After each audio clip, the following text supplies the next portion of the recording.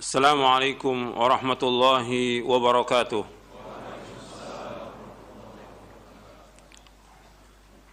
إن الحمد لله نحمده ونستعينه ونستغفره ونعوذ بالله من شرور أنفسنا ومن سيئات أعمالنا. من يهده الله فلا مضل له ومن يضلل فلا هادي له. أشهد أن لا إله إلا الله وحده لا شريك له وأشهد أن محمدًا عبده ورسوله. يا أيها الذين آمنوا اتقوا الله حق تقاته ولا تموتن إلا وأنتم مسلمون. يا أيها الناس اتقوا ربكم الذي خلقكم من نفس واحدة وخلق منها زوجها وبث منهما رجالًا كثيرًا ونساء واتقوا الله الذي تساءلون به والأرحام إن الله كان عليكم رقيبًا.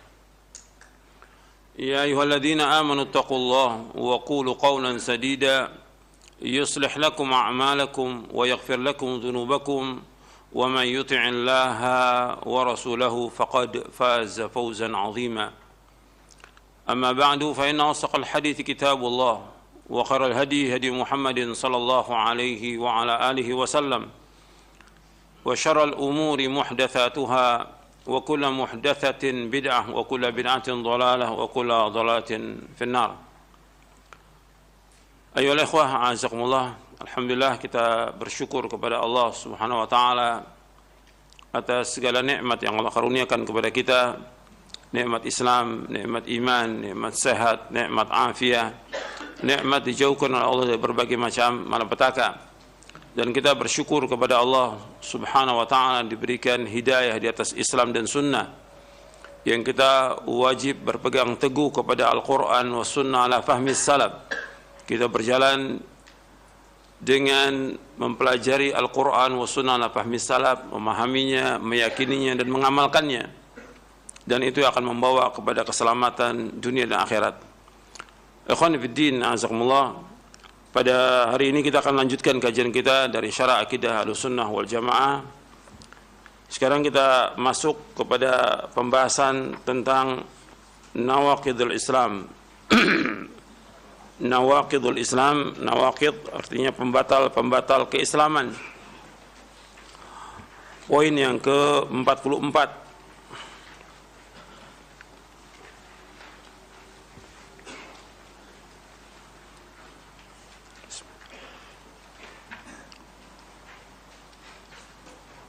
Pembatal keislaman. Di dalam kitab-kitab fikih itu dibahas tentang ahkamul murtad, tentang hukum-hukum orang yang murtad. Itu dalam kitab fikih. Yang pertama membahas tentang masalah ini, pembatal keislaman, yaitu Syekh Muhammad bin Abdul Wahhab dalam risalahnya tentang Nawaqidul Islam. Nawaqid artinya mubtilat, pembatal-pembatal. Nawaqidul Islam artinya pembatal keislaman. Beliau menyebutkan bahwa anna nawaqidul Islam asyra, bahwa pembatal keislaman itu ada 10. Dan ini pembatal ini kalau dalam kitab fikih disebutkan dengan hukum murtad.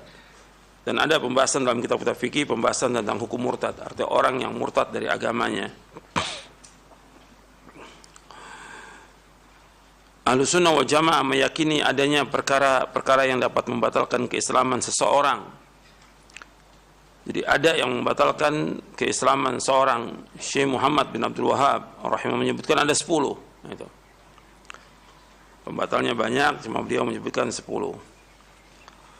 Dibahas tentang masalah ini supaya orang tidak meremehkan dari amal-amal ini yang disebut sebagai pembatal, karena ini merupakan dosa besar yang paling besar yang membatalkan keislaman seseorang, yang membuat dia menjadi murtad dari agamanya dengan sebab dia melakukan perbuatan-perbuatan ini. Artinya orang nggak boleh menganggap remeh masalah ini, karena ini masalah dosa besar yang paling besar yang membuat seseorang itu keluar dari agamanya. Dan hukum murtad dalam agama itu berat, bukan masalah kecil. Orang yang dia sudah masuk Islam, kemudian dia keluar dari agamanya, hukumannya dalam hadis Nabi yang sahih yang diriwayatkan oleh Imam Bukhari, man baddala dinahu faqtuluh, barang siapa yang merubah agamanya maka hendaklah kamu bunuh. Hadis yang sahih diriwayatkan oleh Imam Bukhari. Hukum orang murtad ini lebih berat daripada hukum kafir asli, karena orang yang murtad dia sudah tahu tentang agama Islam, sudah tahu tentang keindahan agama Islam, sudah tahu jalan yang membawa ke surga, sudah tahu tentang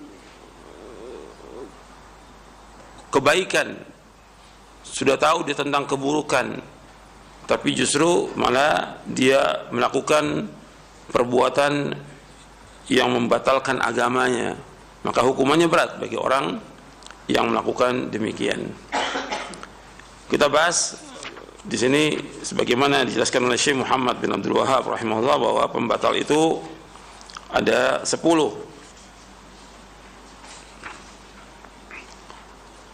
Kita bahas yang pertama di sini. Yang pertama yaitu berbuat syirik kepada Allah Subhanahu wa taala, menyekutukan Allah Subhanahu wa taala. Jadi Syekh Muhammad bin Abdul Wahhab menyebutkan i'lam anna nawaqid al-Islam asyrat nawaqid. Ketahuilah bahwasanya pembatal Islam itu ada 10. Kemudian yang pertama beliau sebutkan yaitu asyirku fi ibadatillah taala, yaitu syirik dalam beribadah kepada Allah Subhanahu wa taala. Syirik ini merupakan dosa besar yang paling besar.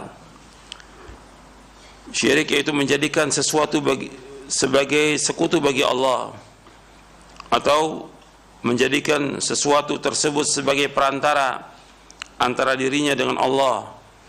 Misalnya berdoa, memohon syafaat, bertawakal, beristighatsah, bernazar, menyembelih. Beristighatsah itu minta berdoa di saat mengalami kesulitan, itu istighatsah. Bernazar, menyembelih ditujukan kepada selain Allah, seperti menyembelih untuk jin atau untuk penghuni kubur, dengan keyakinan bahwa para sembahan selain Allah itu dapat menolak adanya bahaya, dapat menolak bahaya atau dapat mendatangkan manfaat. Allah Subhanahu wa taala berfirman, innallaha la yaghfiru an yushraka bihi wa yaghfiru ma duna dzalika liman yasha wa man yusyrik billahi faqad iftara itsman 'azima. Sesungguhnya Allah tidak mengampuni dosa yang berbuat syirik, dan Allah mengampuni dosa selain bagi siapa yang Allah kehendaki. Barang siapa yang berbuat syirik maka dia telah berbuat dosa yang paling besar. Allah juga berfirman dalam surah Al-Maidah, kalau yang tadi dalam surah An-Nisa ayat 48, dalam surah Al-Maidah ayat 72 Allah berfirman, innahu may yusyrik billahi faqad haramallahu 'alal jannah wa ma'wahu an-nar wa ma lidh-dhalimin min ansar. Sesungguhnya barang siapa mempersekutukan sesuatu dengan Allah, maka sungguh Allah mengharamkan surga baginya, dan tempatnya adalah neraka, dan tidak ada seorang penolong pun bagi orang-orang yang zalim. Allah menyebutkan dalam ayat ini orang yang berbuat syirik diharamkan baginya masuk surga. Pembahasan tentang syirik ini sudah kita bahas di poin ke-8. Antum lihat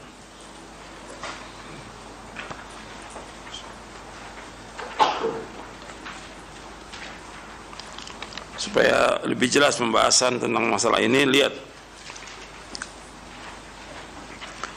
tentang syirik dan macam-macamnya di poin yang ke-8.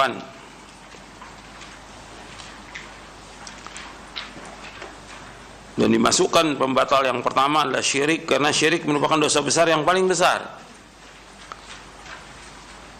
Syirik merupakan kezaliman yang paling zalim. Syirik merupakan buruk sangka kepada Allah Subhanahu wa taala. Dan syirik ini masih banyak dilakukan di masyarakat. Masih jutaan orang melakukan kesyirikan.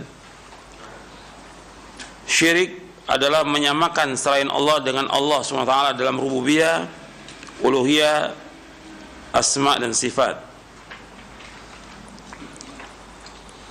Syekhul Islam menyebutkan tentang syirik itu ada syirik dalam rububiyah, kemudian juga syirik dalam uluhiyah.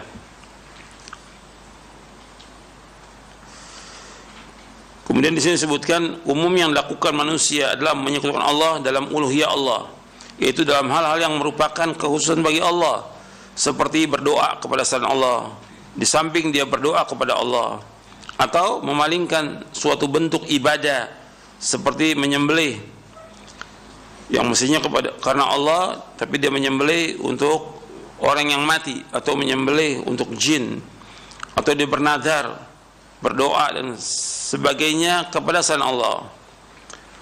Karena itu barang siapa yang menyembah dan berdoa kepada selain Allah, berarti ia meletakkan ibadah tidak pada tempatnya dan memberikannya kepada yang tidak berhak, dan itu merupakan kezaliman yang paling besar.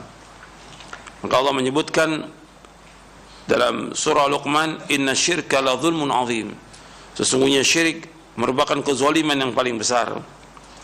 Diriwayatkan dari sahabat Abu Bakrah radhiyallahu an, ia berkata, telah bersabda Rasulullah SAW, ala unabbiukum biakbaril kabair, ala unabbiukum biakbaril kabair, ala unabbiukum biakbaril kabair. Qalu bala ya Rasulullah. Qala al-isyraku billah wa uququl walidain wa jalasa wa kana muttaki'an. Faqala ala wa qalu zur wa syahadatu zur. Qala fama zala yukarriruha hatta kunna laitahu sakat. Kata Nabi SAW, maukah aku beritahukan kepada kalian tentang dosa-dosa besar yang paling besar? Beliau mengulanginya 3 kali. Mereka, para sahabat menjawab, tentu saja ya Rasulullah. Beliau bersabda, yang pertama yaitu syirik kepada Allah. Dosa besar yang paling besar, yang pertama syirik kepada Allah, menyekutukan Allah. Yang kedua, durhaka kepada kedua orang tua. Ini dosa besar yang paling besar. Kemudian beliau ketika itu bersandar, lalu beliau duduk dengan tegak, beliau bersabda, ingatlah yang ketiga, berkata dusta, menjadi saksi palsu. Dan beliau terus mengulanginya hingga kami berharap beliau diam. Hadis ini sahih, diriwayatkan Imam Bukhari, Muslim dan yang lainnya. Kemudian contoh-contoh perbuatan syirik yang masih dilakukan di masyarakat, yaitu berdoa kepada orang yang sudah mati. Apakah dia itu kiai atau habib atau tuan guru atau wali atau yang lainnya, datang ke pemakamannya kemudian minta, baik itu kiai, baik itu wali atau nabi maupun yang lainnya. Ini perbuatan syirik. Berdoa atau memohon kepada selain Allah, berdoa minta satu hajat atau minta tolong kepada mereka, dan istighatsah, minta tolong satu kepada orang mati, baik itu kepada nabi, wali, habib, kiai, jin maupun kuburan keramat, atau minta rezeki, meminta kesembuhan penyakit dari mereka, atau kepada pohon dan lainnya selain Allah, adalah syirik akbar, syirik yang paling besar. Kemudian Syekh Muhammad bin Abdul Wahhab rahimahullah mengatakan, barang siapa yang memalingkan satu ibadah kepada selain Allah, maka ia musyrik kafir. Ini hukuman secara umum, artinya lafadznya umum, bukan ta'yin, umum. Allah berfirman dalam surah Al-Mu'minun di ayat 117. Allah berfirman, wa may yad'u ma'allahi ilahan akhar la burhana lahu bihi fa innama hisabuhu 'inda rabbih innahu la yuflihul kafirun. Barang siapa yang menyembah ilah yang lain selain Allah, padahal tidak ada bukti baginya tentang itu, maka perhitungannya hanya kepada Rabbnya, sungguh orang-orang kafir itu tidak akan beruntung. Ini yang dijadikan dalil oleh Syekh Muhammad bin Abdul Wahhab rahimahullah, bahwa orang yang berdoa, meminta, beribadah kepada selain Allah, maka itu kafir dengan dasar ayat ini. Karena Allah di akhirnya menyebutkan innahu la yuflihul kafirun.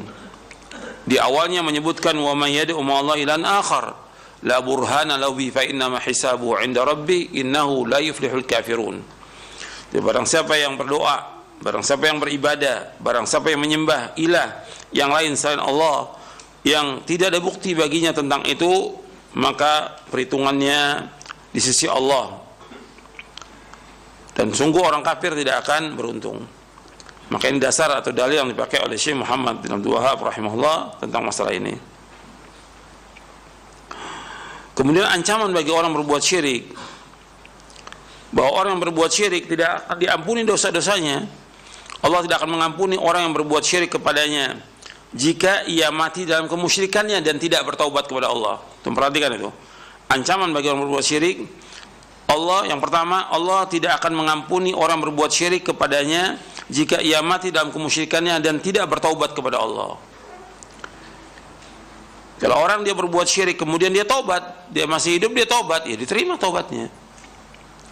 Tapi ini berbicara tentang orang yang berbuat syirik dan mati dalam keadaan syirik dan dia tidak bertaubat.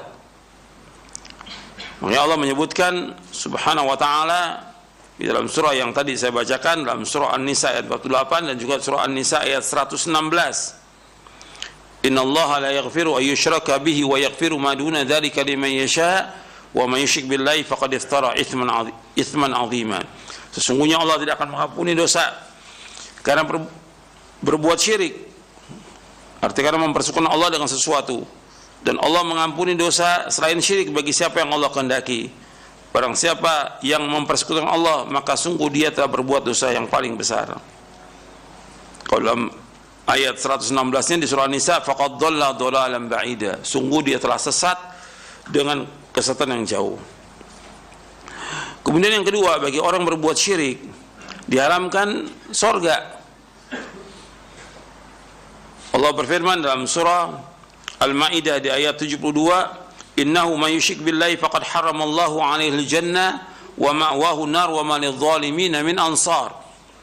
Sesungguhnya orang yang berbuat syirik kepada Allah, orang yang menyekutukan Allah dengan sesuatu, maka Allah haramkan baginya sorga dan tempat tinggalnya neraka, dan tidak ada penolong pun bagi orang-orang yang zalim. Artinya Allah sudah menyebutkan bahwa orang berbuat syirik diharamkan masuk sorga, tempatnya neraka, kekal dalam neraka selama-lamanya. Yang ketiga, bahwa syirik menghapuskan seluruh amal kebaikan. Allah berfirman dalam surah Al-An'am ayat 88 tentang para nabi dan para rasul alaihi wassalatu wassalam. Yang sebelumnya Allah menyebutkan para nabi dan para rasul alaihi wassalatu wassalam. Allah berfirman, walau asyraku lahabita anhum ma kanu ya'malun. Kalau seandainya mereka, para nabi dan para rasul, menyekutukan Allah, pasti lenyaplah amal yang telah mereka kerjakan. Jadi kalau para nabi dan para rasul berbuat syirik, dihapuskan seluruh amalnya.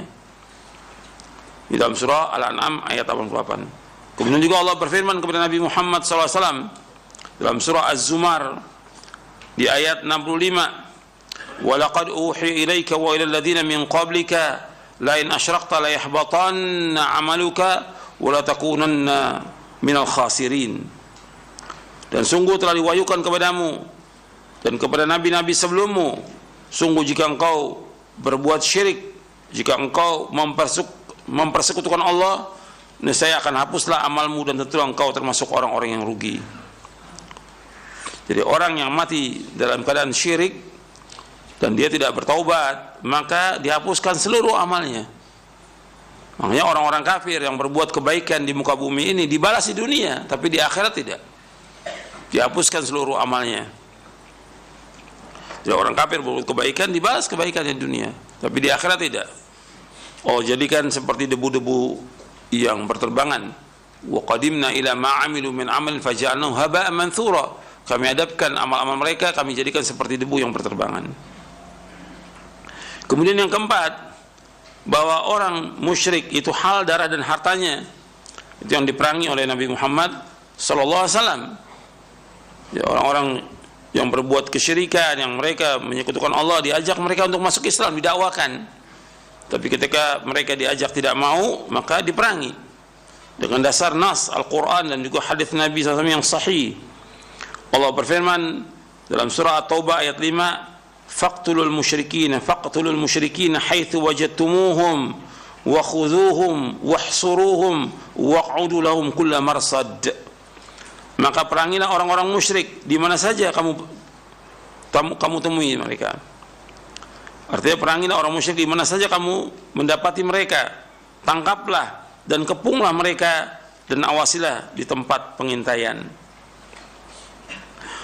Dalam surah At-Taubah ayat 5, Rasulullah SAW juga bersabda, umirtu an uqatilan nasa hatta yashhadu an la ilaha illallah wa anna Muhammadar Rasulullah wa yuqimus shalah wa yu'tuz zakah fa idza fa'alu dzalika 'asamu minni dima'ahum wa amwalahum illa bihaqqil Islam wa hisabuhum 'ala Allah taala. Nabi bersabda SAW, umirtu an uqatilan nas, aku diperintah untuk memerangi manusia hatta yashhadu an la ilaha illallah, sehingga mereka bersaksi bahwa saya tidak ilah yang berhak diibadahkan oleh Allah, wa anna Muhammadar Rasulullah, dan bahwasanya Muhammad adalah utusan Allah, wa yuqimus shalah, dan mereka mendirikan salat, wa yu'tuz zakah, dan mereka mengeluarkan zakat. Fa idza fa'alu dzalika, apabila mereka mengerjakan demikian, asamu minni dima'ahum wa amwalahum, maka mereka terjaga. Artinya apabila mereka melakukan hal tersebut, mereka mengucapkan 2 kalimat syahadat, salat, mengeluarkan zakat, asamu minni dima'ahum wa amwalahum, maka darah dan harta mereka aku lindungi, illa bihaqqil Islam, kecuali dengan hak Islam, wa hisabuhum 'ala Allah taala, dan hisab mereka ada pada Allah Subhanahu wa taala. Hadis ini sahih diriwayatkan Imam Bukhari, Muslim dari sahabat Ibnu Umar. Hadis ini yang dipegang oleh sahabat Abu Bakar As-Siddiq radhiyallahu an. Ketika ada sebagian orang yang mereka tidak membayar zakat yang biasa mereka bayar kepada Rasulullah sallallahu alaihi wasallam, maka diperangi. Kemudian ditegur oleh sahabat Umar bin Khattab radhiyallahu an, dan Abu Bakar tetap mengatakan bahwa ini hakul Islam dengan kalimat asamu minni dima'ahum wa amwalahum illa bihaqqil Islam. Terjaga harta mereka, terjaga darah mereka dan harta mereka kecuali dengan hak Islam. Jadi Abu Bakar radhiyallahu anhu berpendapat bahwa zakat itulah hak Islam. Ketika tidak dibayar zakat itu, maka harus diperangi. Maka diperangi oleh sahabat Abu Bakar As-Siddiq radhiyallahu anhu, dan juga diperangi orang-orang yang murtad oleh sahabat Abu Bakar As-Siddiq radhiyallahu anhu. Adapun hisab mereka itu diserahkan kepada Allah Subhanahu wa taala, yang kemudian jadi ijma' para sahabat. Jadi Abu Bakar As-Siddiq radhiyallahu mengambil dari hadis ini bahwa orang yang tidak membayar zakat harus diperangi. Dan kemudian Umar menyetujui dan para sahabat menyetujui, dan diperangi mereka sampai mereka mengeluarkan zakat. Karena itu termasuk daripada hakul Islam. Syirik adalah dosa besar yang paling besar, kezaliman yang paling zalim, dan kemungkaran yang paling mungkar. Dan syirik ini dibagi oleh para ulama menjadi 2. Ada syirkun akbar, ada syirkun asghar. Dan syirik akbar ini ada beberapa macam.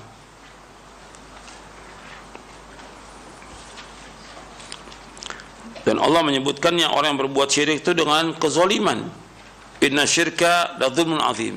Allah juga sebutkan dalam surah Yunus di ayat 106, 107, wala tad'u min dunillahi ma la yanfa'uka wa la yadurruk fa in fa'alta fa innaka idza minadh dhalimin.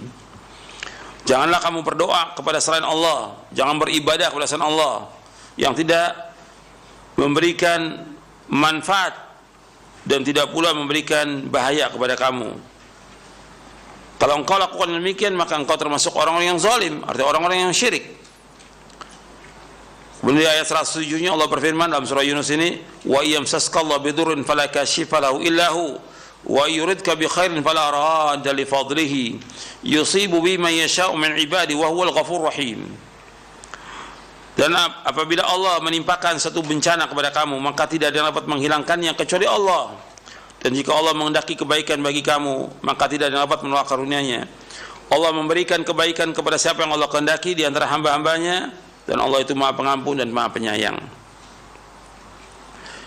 Kemudian saya sebutkan beberapa macam syirik, ada 4 macam. Kemudian juga syirkun asghar,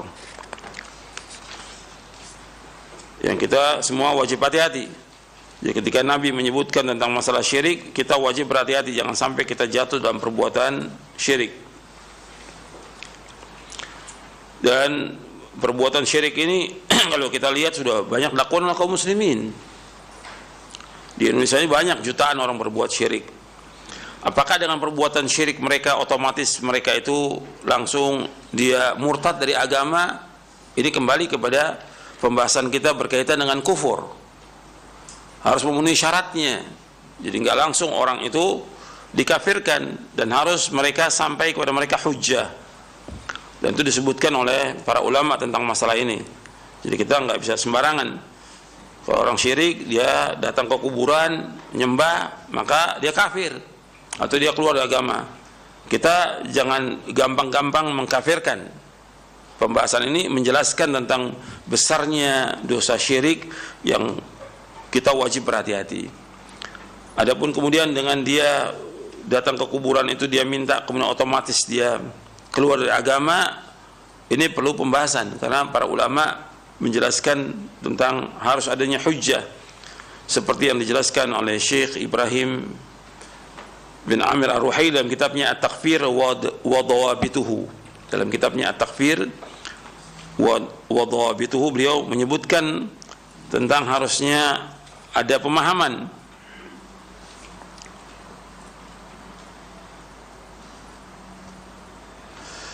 Beliau juga membawakan penjelasan dari para ulama Ahlus Sunnah seperti disebutkan syarat yang ketiga ketika beliau menyebutkan tentang syarat, bahwa syarat tentang orang itu dikafirkan atau dia keluar dari agama ini, itu syaratnya bahwa orang yang ditetapkan itu dia orang yang balik dan berakal. Kemudian yang kedua, dia melakukannya dengan sengaja.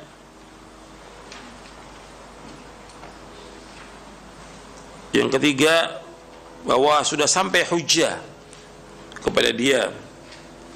Jadi harus sampai hujjah dulu kepada dia. Yang keempat, dia tidak melakukan takwil.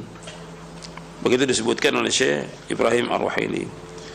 Kemudian dibawakanlah beberapa keterangan para ulama tentang masalah ini. Di antara disebutkan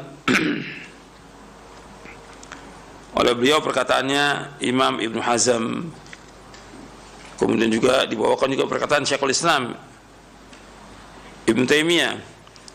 Kata Syekhul Islam Ibn Taimiyah rahimahullah, "Man kana mu'minan billahi wa rasulih mutlaqan wa lam yablughu min al-ilmi ma yubayyinu lahu as-shawab fa innahu la yuhkamu bi kufrihi hatta taquma alayhi hujjatu allati man khalafaha kafar.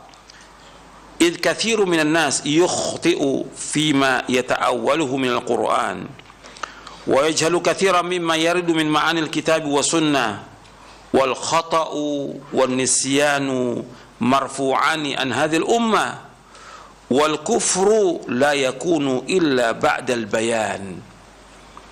Kata Syekhul Islam Ibn Taimiyah dalam Majmu' Fatawa di juz yang ke-12 di halaman 523-524,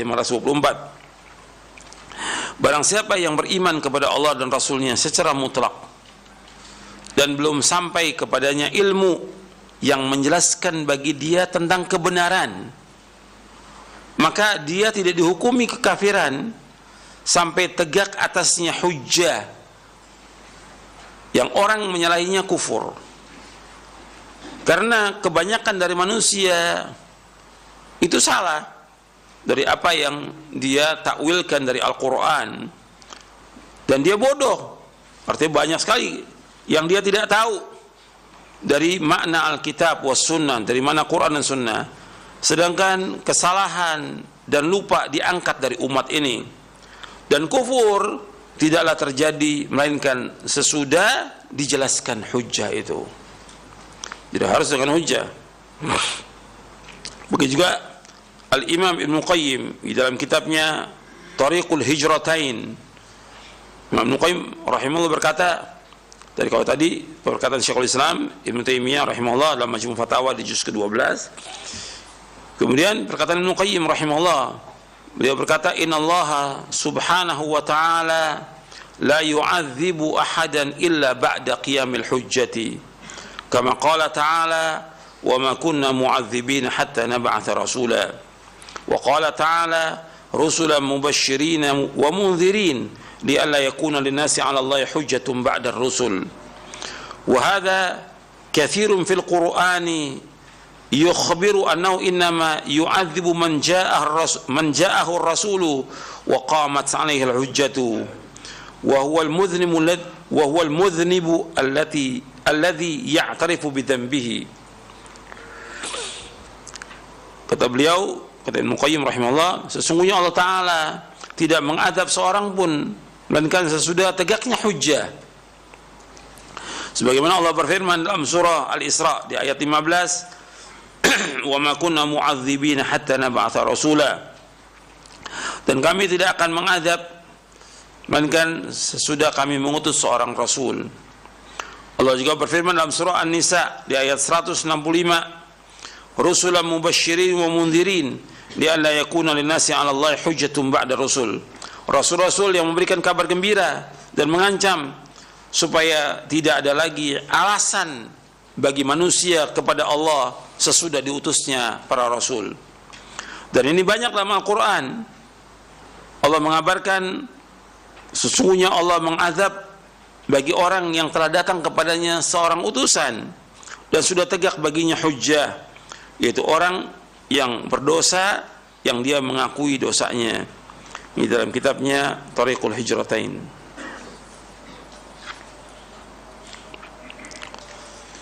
Kemudian dibawakan oleh Syekh Ibrahim Ruhaili rahimahullah, hafizahullah, kata Syekh Ibrahim Ruhaili hafizahullah taala, beliau mengatakan bahwa innal adzaba yastahiqqu bisababain, bahwa azab itu,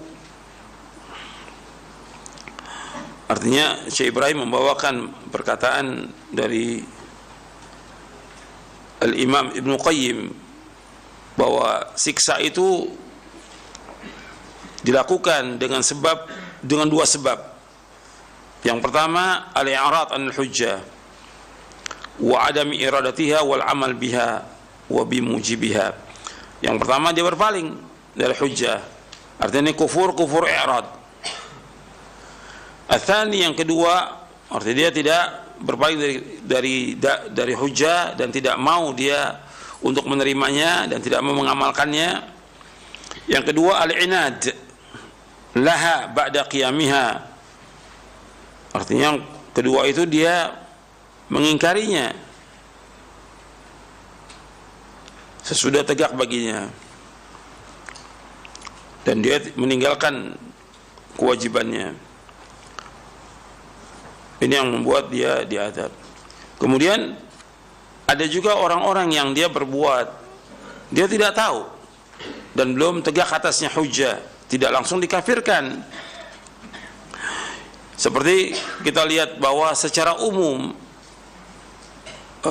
orang yang mengatakan Al-Quran itu makhluk seperti Jahmiyah dikatakan oleh para ulama kafir atau tidak?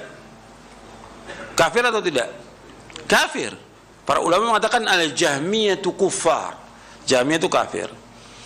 Tapi orang tertentu nggak dikafirkan, gitu.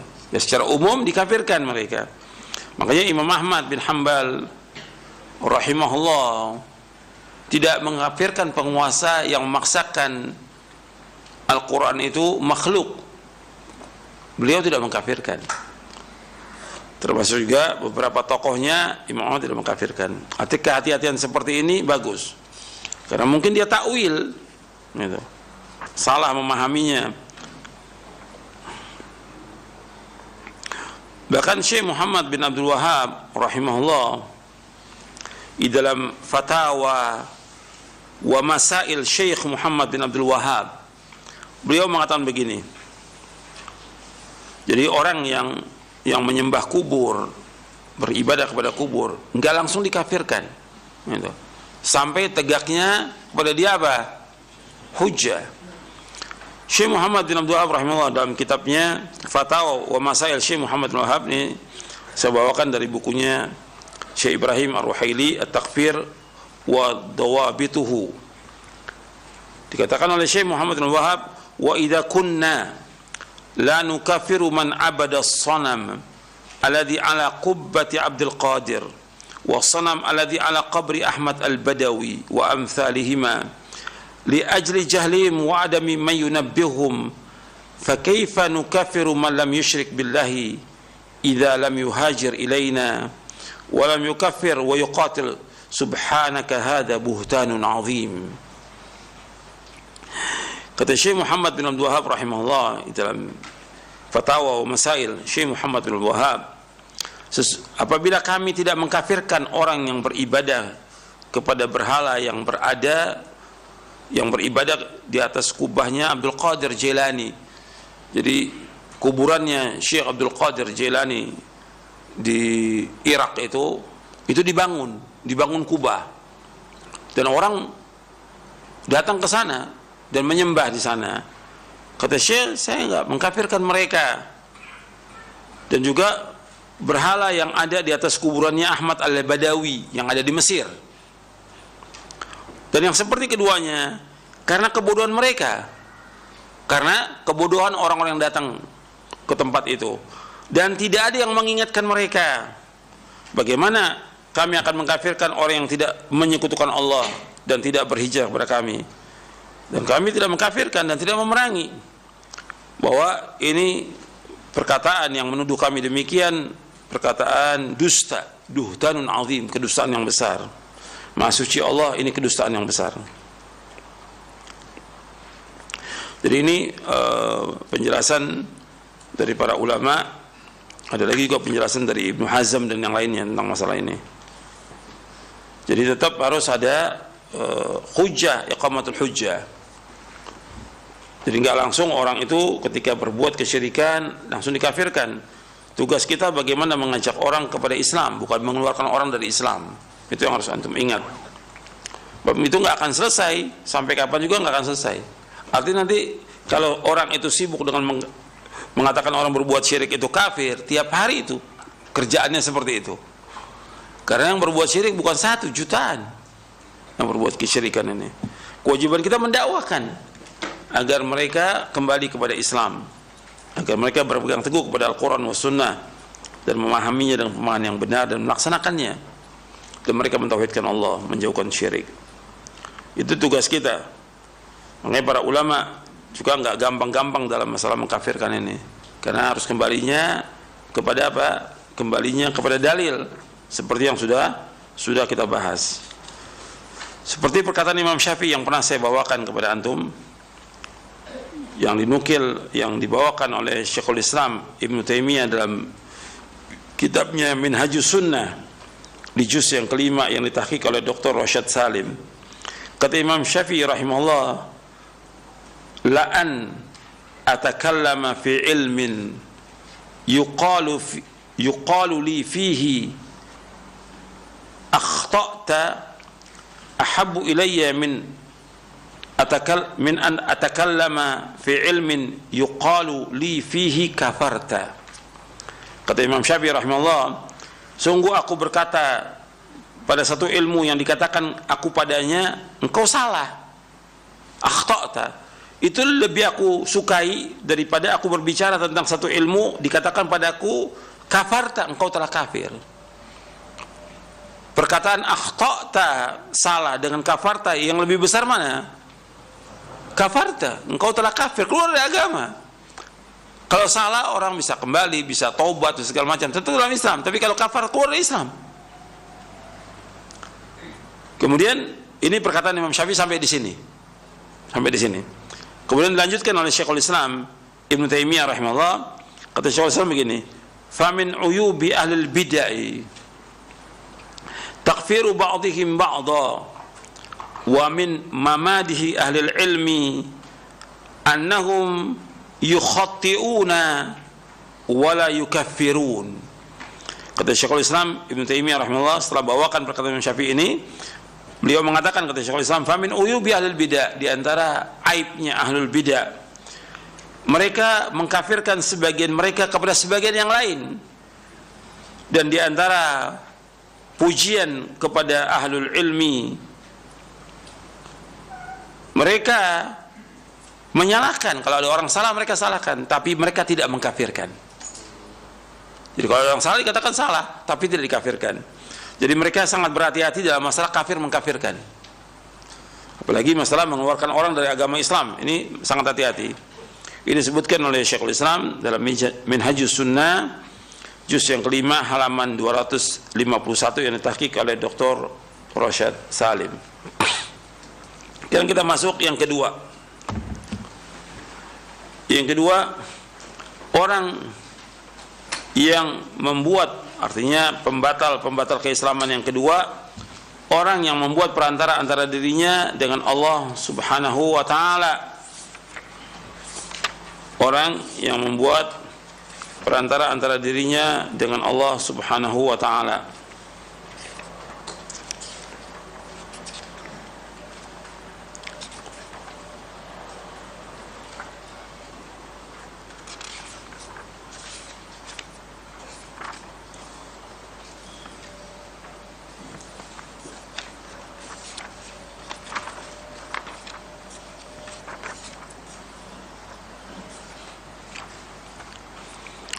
Jadi orang yang membuat perantara antara dirinya dengan Allah, yaitu dengan berdoa, memohon syafaat, serta bertawakal kepada mereka, perbuatan tersebut termasuk amalan kekufuran menurut ijma' kesepakatan para ulama. Allah berfirman di dalam surah Al-Isra di ayat 56-57, qul ud'u alladhina za'amtum min dunihi fala yamlikuna kashfa ad-durri ankum wala tahwila ulaika alladhina yad'una yabtaghuna ila rabbihimul wasilata ayyuhum aqrab wa yarjuna rahmatahu wa yakhafuna 'adzaba inna 'adzaba rabbika kana mahdhura. Katakanlah Muhammad, panggillah mereka yang kamu anggap Tuhan selain Allah. Mereka tidak kuasa untuk menghilangkan bahaya darimu dan tidak pula mampu mengubahnya. Orang-orang yang mereka seru itu, mereka sendiri mencari jalan kepada Rabb-nya. Siapa di antara mereka yang lebih dekat kepada Allah? Mereka mengharapkan rahmatnya dan takut kepada azabnya. Sungguh azab Allah itu sesuatu yang harus takuti. Jadi Allah menyuruh Nabi Muhammad SAW, katakanlah kepada mereka, kepada kaum musyrikin yang mereka ini masih beribadah, masih menyembah, masih meminta kepada selain Allah, yang pada akhirnya mereka tidak bisa menghilangkan bahaya dan tidak bisa mampu untuk mengubah keadaan dalam satu keadaan kepada keadaan yang lain, nggak mampu. Mereka yang mereka sembah itu, apakah itu seorang nabi, apakah itu seorang wali, apakah dia orang soleh, mereka sendiri, orang-orang itu yang mereka datang ke kuburannya untuk disembah, mereka sendiri berdoa kepada Allah, mencari jalan untuk mengharapkan apa? Mereka mengharapkan rahmat Allah dan takut kepada azabnya. Karena azab Allah itu sesuatu yang harus takuti. Jadi Allah mengajak mereka untuk berpikir bagaimana mereka ini melakukan sesuatu. Dia minta kepada orang yang orang-orang itu semuanya butuh kepada Allah. Sekarang siapa aja? Apakah itu para nabi, para rasul, para sahabat, para tabi'in, para imam mujtahidin, atau orang-orang yang dianggap sebagai wali yang mereka sudah mati, yang mereka ini orang datang ke kuburannya seperti sekarang ini yang kita lihat, orang datang ke kubur-kubur para wali. Mereka yang mereka minta itu, yang kalau yang mereka dikubur orang-orang soleh, mereka butuh kepada Allah, mereka mengharapkan rahmat Allah, mereka butuh untuk jalan kepada Allah.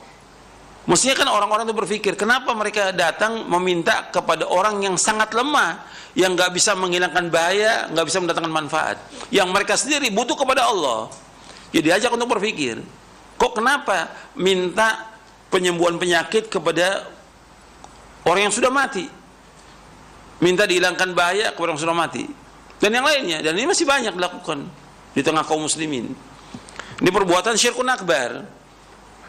Mereka mengatakan bahwa mereka adalah orang-orang yang dekat kepada Allah. Mereka, kenapa mereka datang? Mereka dekat kepada Allah. Dan untuk mendekatkan diri kami kepada Allah, seperti yang Allah sebutkan dalam surah Az-Zumar. Antum lihat di surah Az-Zumar di ayat 3. Mereka ini sama seperti orang-orang yang datang ke kubur-kubur minta itu, Itu sama seperti orang-orang jahiliyah, orang-orang musyrik yang mereka mendekatkan diri kepada Allah dengan perantara. Di surah Az-Zumar surah 39 di ayat 3, ala lillahi dinul khalis walladzina ittakhadhu min dunihi awliya ma na'buduhum illa liyuqarribuna ila Allahi zulfa innallaha yahkumu bainahum fima hum fihi yakhtalifun innallaha la yahdi man huwa kadzibun kaffar. Ketahuilah, sesungguhnya agama yang murni, yang bersih itu adalah milik Allah, dan orang-orang yang menjadikan selain Allah sebagai wali-wali, mereka mengatakan kami tidak menyembah mereka, padahal jelas-jelas mereka datang kepada kubur itu dan mereka minta.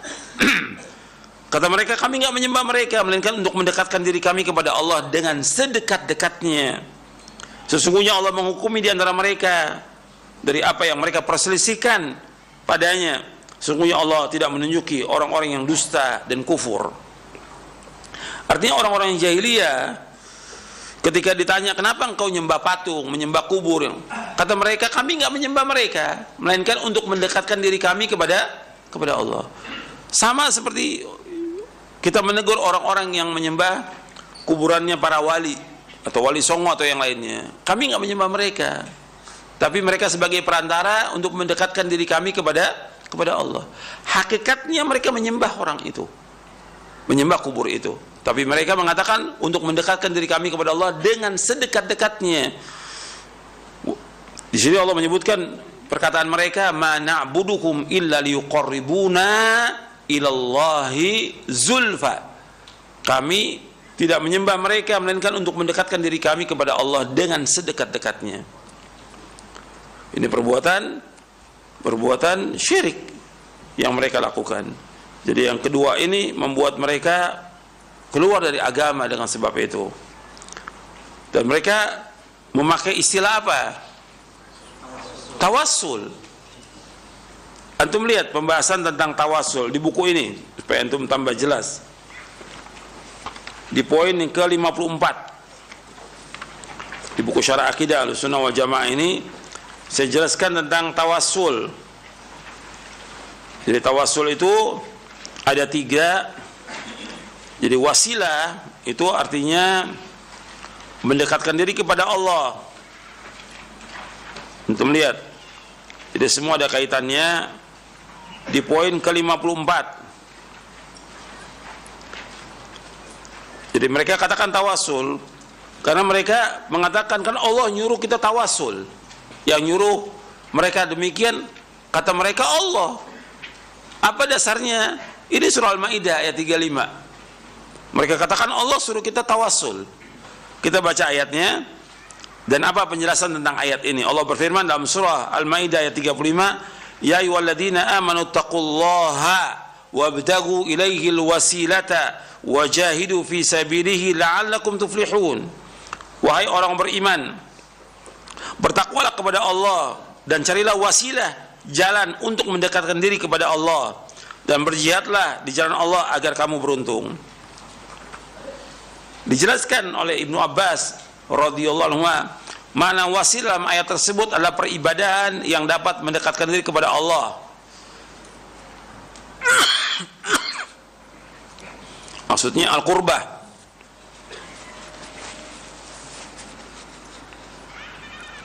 Begitu juga diriwayatkan oleh Imam Mujahid, Abu Wa'il, Al-Hasan, Abdullah bin Kathir kemudian As-Suddi, Ibnu Zaid dan yang lainnya.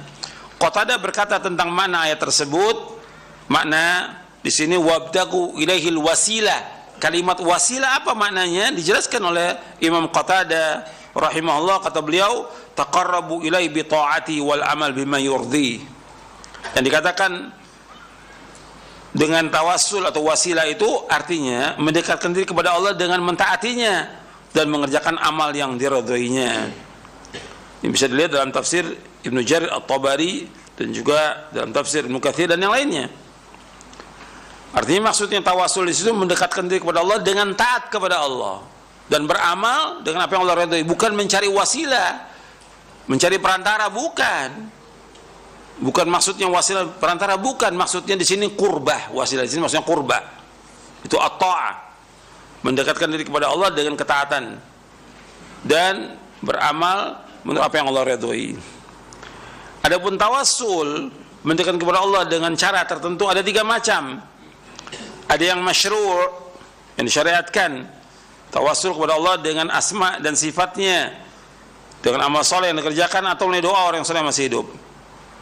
Yang kedua, tawassul yang bid'ah, itu tawassul dengan pribadi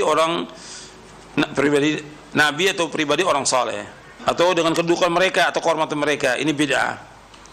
Tawassul yang syirik ini yang kita bahas di poin yang kedua ini, yaitu menjadikan orang yang sudah meninggal sebagai perantara dalam ibadah, termasuk berdoa kepada mereka, minta hajat kepada mereka, dan mohon pertolongan kepada mereka.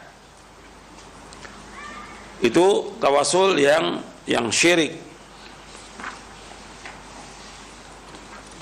Di tawassul yang masyru' ada saya contohkan di sini.